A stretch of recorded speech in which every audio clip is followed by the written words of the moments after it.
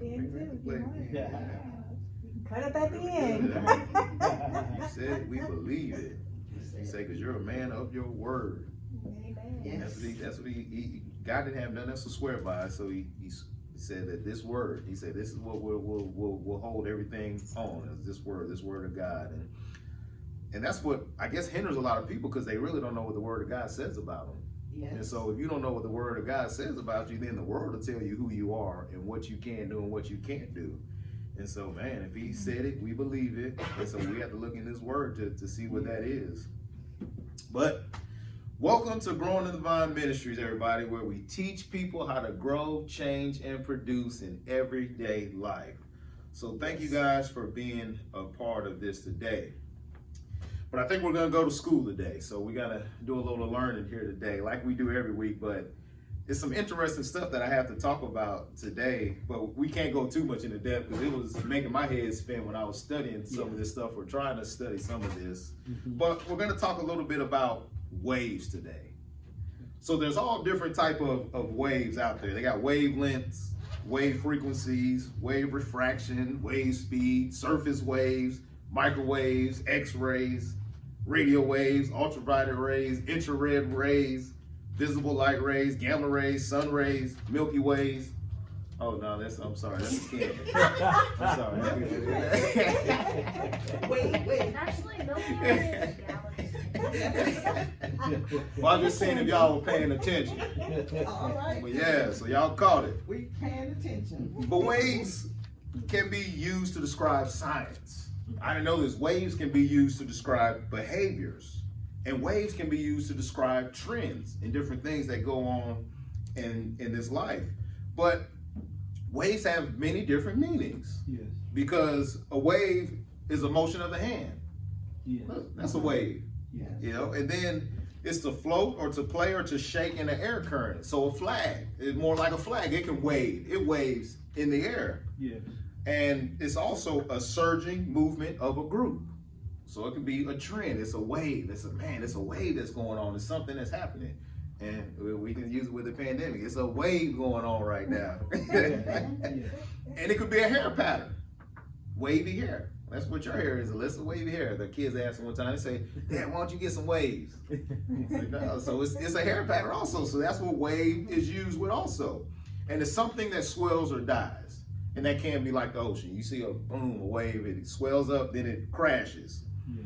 But it also can be a transfer of energy when you look at science. A wave can be a transfer of energy, and that's kind of how microwaves and stuff work, with those different microwaves. And it's really a microwave, but it's called a microwave, but it is a microwave. And so that's why they call it that. But today, when I talk about waves, I want to call this title of this message, The Waves of Life. The waves of life. And when we look at this, Jesus is actually talking to his disciples, and the story that I'm going to use here is when they were going to cross over, and then a storm arose. And they were a little nervous, they were shook up, so they wouldn't wake up Jesus and all that. And so most of us probably know this story, but it's a count over in Matthew 8 chapter 23rd verse, and then also it's over in Luke 8 and 22, but I'm actually coming out of Mark 4th chapter in the 35th verse. And the reason I'm using that one, because he actually goes just a little more into depth. The other ones are a little shorter accounts of what happened. But when we look at this one, it's just a really good version of it. Oh, there it is. Waves of life. There it is on that screen. I like that picture of that wave. That's a really good wave. Yeah, but we didn't see no waves like that. Hey, we might not go out there if we see waves like that. But here we go. Mark 4th chapter, 35th verse. And I'm actually New Living Translation, so it might be a little different than what you guys have. And it says, as evening came, Jesus said to his disciples, let's cross to the other side of the lake. So they took Jesus in the boat and started out, leaving the crowds behind, although other boats followed. And as I said before, Jesus was a rock star. He used to have to go hide to get away from people and to have quiet time. They followed him everywhere he went. And so they jumped in boats to follow him over to the other side. But soon a fierce storm came up, high waves were breaking into the boat and it began to fill with water. Jesus was sleeping at the back of the boat with his head on a cushion. The disciples woke him up, shouting, "Teacher, don't you care that we're going down?" So anybody ever been woke up to shouting? You know, it's interesting when you do wake up to shout. Sometimes you might wake up in a panic or a frantic, but you know, Jesus didn't do that because he was just a cool guy like that. But they're screaming like, "Man, don't you care that we're gonna drown?" And then verse 30, we're only going to 41, so we got a few more verses. Verse 39, when Jesus woke up, he rebuked the wind and said to the waves, "Silence, be still." Suddenly the wind stopped and there was a great calm. Then he asked, "Why are you afraid? Do you still have no faith?" And a little bit above this, he was actually just giving them a lesson about faith. He was just saying that he was giving them the faith of the mustard seed. Just have a little bit of faith. And you know, all things are possible. You just have a little bit of faith, the size of the mustard seed. And so he's asking them this, "Why are you afraid? Do you still have no faith?"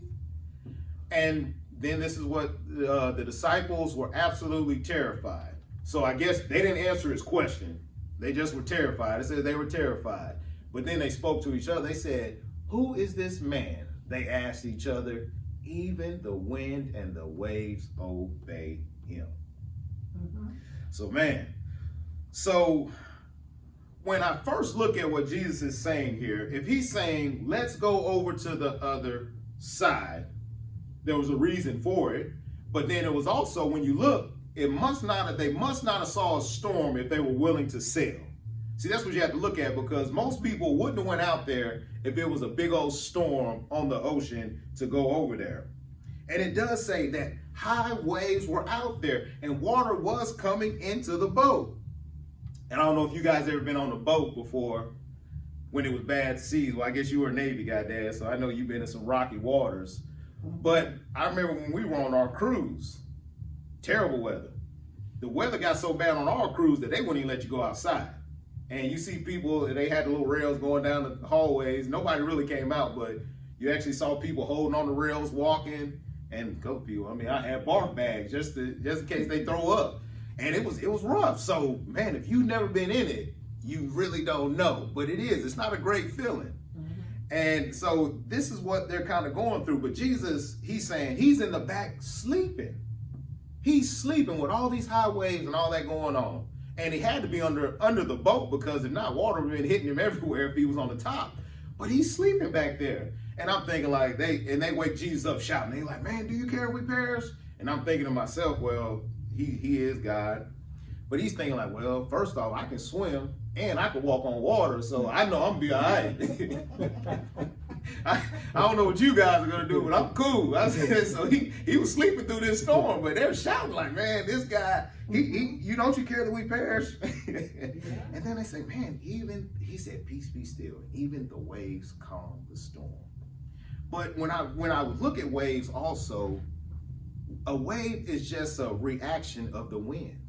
See, sometimes the wave isn't even really true. It's just the wind that's blowing to create the wave. And that's what we have to realize with different things in life. But what does a wave actually look like? We don't really know, because waves come in different shapes, forms, sizes. You probably will never see the same wave. If you're out there looking over the ocean, you will probably never see two of the same waves. But we can use this in our lives, like, man, what do waves look like in our life right now? See, last year the wave was the flu. You know, this was flu season, so it was the wave. But now this year the wave is the coronavirus. So now it might be you lost your job. That might be the wave that is attacking you right now. Or now your monies might be getting a little funny. So that can be the wave that we are going through. But waves come in this life.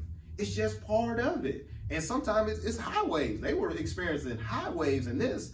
And so that's just life in general. And a wave can be, you might be watching the news all day now, just taking in a bunch of garbage. That could be the wave that you're going through right now. But the disciples were literally experiencing these waves. They were in it. They were in the thick of things. And some of our lives might feel like we're in the thick of things right now. But usually this is what happens in a way, is a couple things. Either a wave can move you forward, it can move you backwards. See, if you see a wave, I was out there, I went on a swim one time out there in the water, and it doesn't look like big waves. But when you're in the ocean, it doesn't look like big waves. So I'm out there, I went a little far out, and I don't know if I ever told Nancy this story or not, but I get out there, and I was like, man, just let me see how far I can go. And so I get out there, and then now I'm trying to swim back.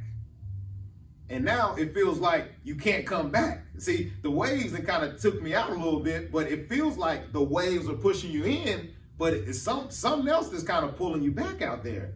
So I'm out there and I'm like, oh boy, I'm just paddling. I'm trying to get on in and start to get a little tired. And you be like, all right, Lord, I said, you got to bring me on in. you got to bring me back on in, but you're swimming. It don't look like you're making any headway to get back to your destination.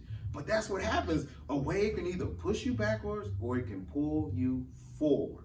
And that's what happens in life. Because sometimes if we didn't experience waves in our lives, would we really move?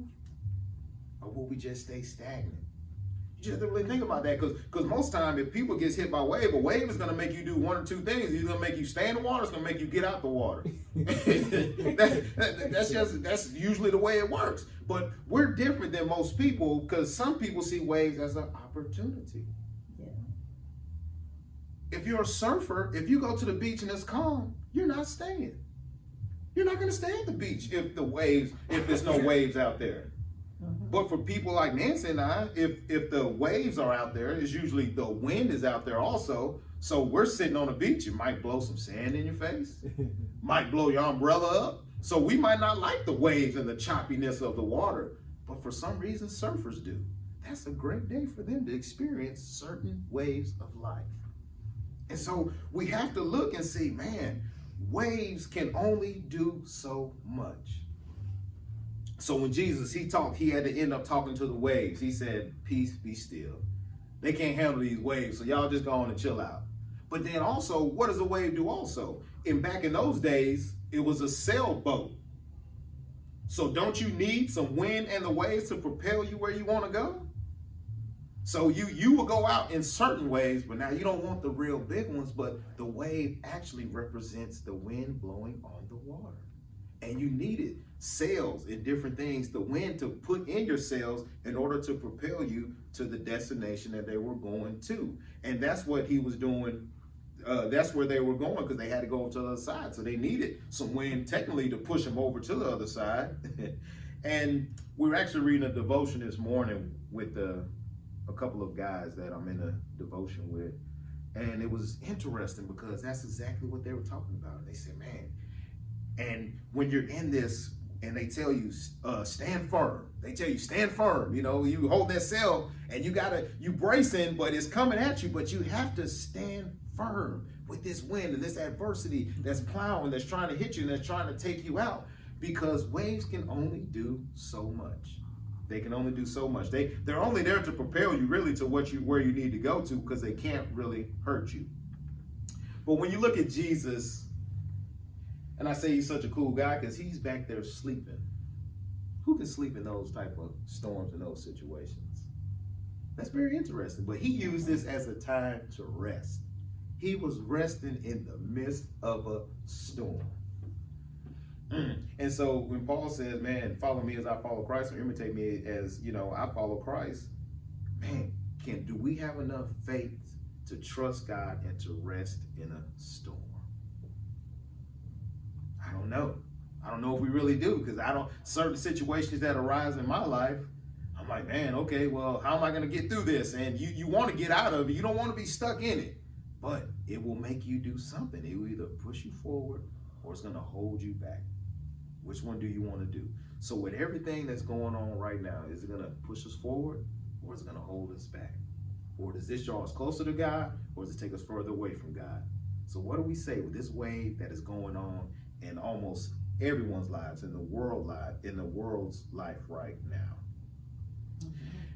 And I want to, let me just do that. Let me just read Jeremiah 5:22, and that's where Alyssa read this a little earlier, but I'm going to read this. It says here, Have you no respect for me? Why don't you tremble in my presence? I, the Lord, define the ocean's sandy shoreline. So he's saying, I define the ocean's sandy shoreline. This is where it stops. As an everlasting boundary that the waters cannot cross. The waves may toss and roar, but they can never pass the boundaries I set. So isn't that good too? He's saying, look, it doesn't matter what the water or the waves do, it cannot go farther than I let them go. He's saying, I already set a boundary on these. It's not going to go any farther than what I say or I command these to do. Because if you are sitting there on the beach, and when we go, we like to get right on the water, and usually it's not going to come up. It kind of stops right in that little area, right in that one little area. That's where it stops. That's where God has set the boundary. And when you're sitting out there and you're just looking at the ocean, it looks like it just goes for days and for days. All that water stops at a certain place. Isn't that interesting? Mm-hmm. That is very interesting when you look at that. All that water just stops at a certain location. And God said, look, I set these boundaries. So that's actually a good thing to see that too. So waves will not destroy your life. The waves that life comes in, the ups, the downs of life, will not destroy you. They will only make you stronger. Because I really believe when I was out there swimming, I got a little stronger that day because I was fighting the waves trying to come on in. And so it will only come to strengthen you.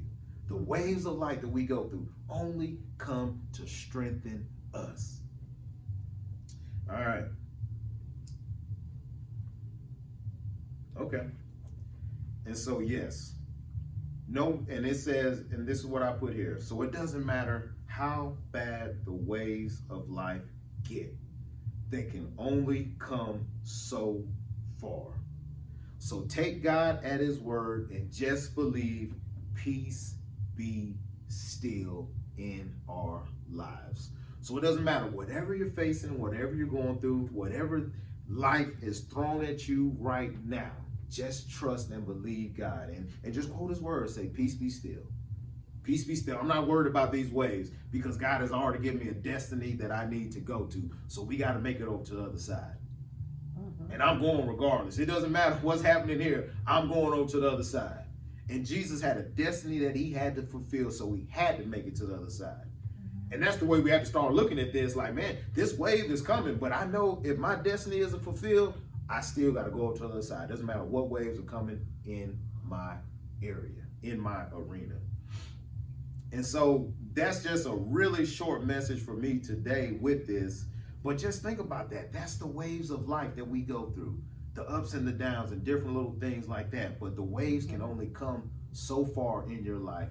God sets the boundary on those waves. So just think about that this week as you might just be flying high right now, but you probably know somebody that isn't flying high, but just think about that and encourage them, say, man, the waves, they're not coming to destroy you. They're going to push you to your destiny. They're going to push you just a little further. They're going to help you get to the other side because that wind is actually in that wave and it's going to catapult you to the other side of this thing.